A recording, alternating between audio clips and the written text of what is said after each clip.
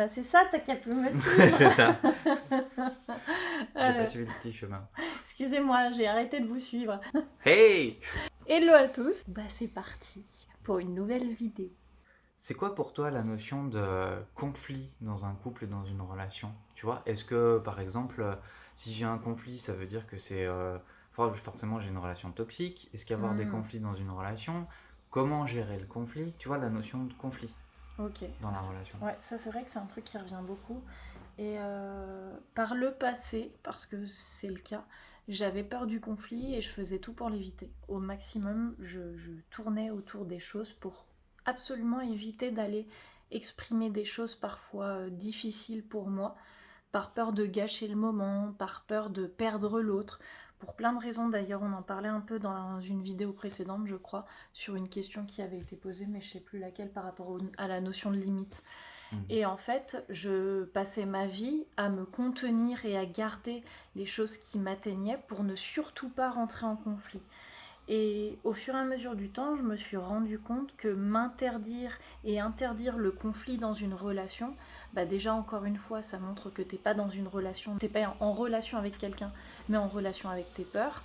Et en fait, il y a une dureté mise sur le conflit qui est assez dingue dans cette société et où on prend pas le temps de se souvenir qu'un conflit, c'est deux perceptions, deux façons de voir, deux personnes qui ne sont pas d'accord sur certaines choses et qui, par le conflit, vont entamer une discussion. Dyslexie, bonjour. Je pensais que ça allait pas venir aujourd'hui, mais c'est venu quand même. Bon, pas grave. Les personnes vont avoir une discussion, vont entrer en conflit pour pouvoir par la suite se dire ok, on n'est pas d'accord, quelle solution on trouve ensemble. Et finalement, les conflits, c'est quoi? C'est aller chercher ensemble une solution qui soit pérenne pour les deux personnes. Et finalement, quand tu rentres pas dans le conflit, bah il n'y a pas de solution. Tu trouves pas de solution avec la personne, tu t'interdis ça. Et c'est un peu d'aller chercher aussi le côté de tu t'interdis l'amour. Parce que réalité est que aimer quelqu'un, c'est comme tu l'as dit, c'est l'aimer de manière inconditionnelle, mais c'est aussi accepter le fait qu'on va pas être d'accord avec la personne, accepter le fait qu'il y a des moments où quelque chose ne nous conviendra pas et en parler, oser rentrer en conflit parce que les conflits ça se termine pas forcément mal, au contraire un conflit c'est là pour justement être réglé. Régler un conflit c'est se donner l'opportunité de plus d'amour encore. Si tu aimes profondément la personne, t'es prêt à rentrer en conflit pour avancer et pour aller plus loin dans votre relation. Alors que si tu t'interdis le conflit, finalement tu mets un frein à la relation et t'es pas dans l'amour, t'es dans la peur. Ça revient exactement à ce que tu disais. C'est tu choisis, c'est de faire le choix de l'amour ou de faire le choix de la peur. S'interdire le conflit avec la personne que t'aimes, c'est faire le choix de la peur. Et c'est en plus enlever à l'autre son libre arbitre.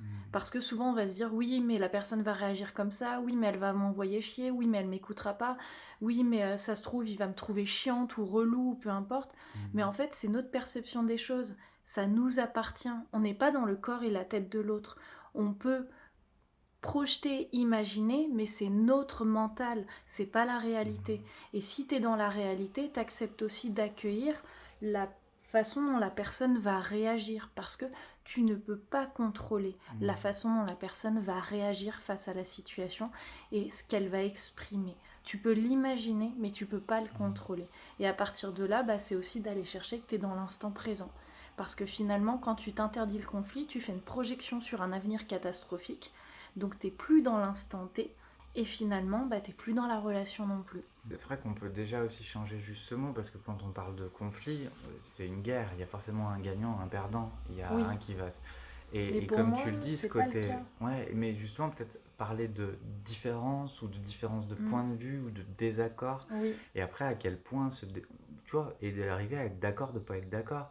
Si ça reste sur des. C'est sûr que si sur des valeurs hyper importantes, c'est compliqué de rester en relation. Mais si on est tous différents, donc accepter d'avoir des désaccords sur certaines choses et de plus voir ça comme un conflit mais un désaccord.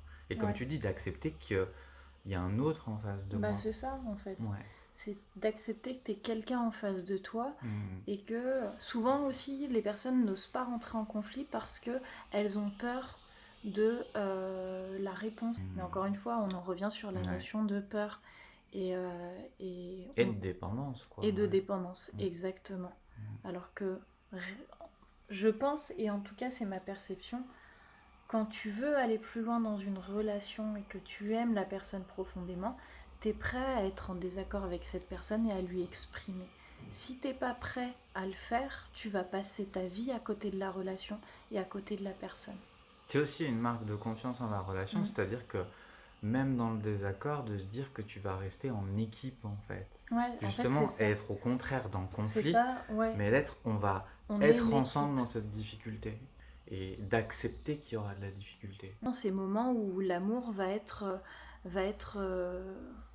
J'ai perdu le mot. Oh non, j'ai perdu le mot. Bah c'est ça, t'as qu'à plus me suivre. C'est ça. J'ai pas suivi le petit chemin. Excusez-moi, j'ai arrêté de vous suivre. A few moments later. Bah je sais plus. Voilà. C'est un sujet tellement intéressant et tellement important. Et il y a tellement de mots qui sont sacralisés dans le côté toxique des choses que désacraliser ces mots et pouvoir mettre de la douceur et pouvoir exprimer le versant positif de ces mots permet aussi de libérer plein de choses dans une relation. Donc voilà. Vive le conflit. Voilà. Alors, prenez soin de vous. Et surtout, bisous.